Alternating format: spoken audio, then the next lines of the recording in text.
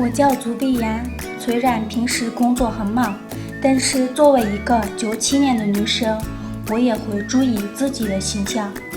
每个休息日我都早早的起床，给自己化一个美美的妆。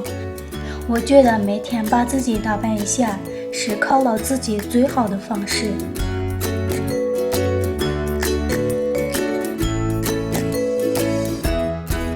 我们城里面共享单车随处都有，想要骑的话随时就能扫。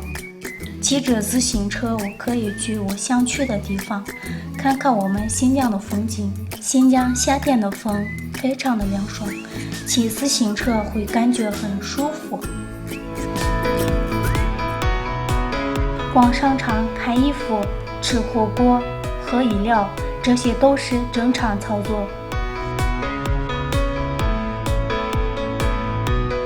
到了晚上，我会来到公园和这里的人民一起打打乒乓球。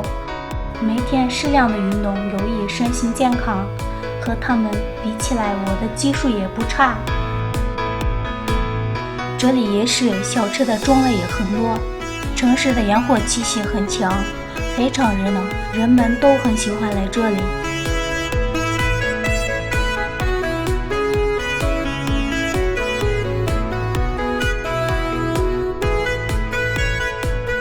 新疆的娱乐生活非常的丰富，我们年轻人也有年轻的生活方式。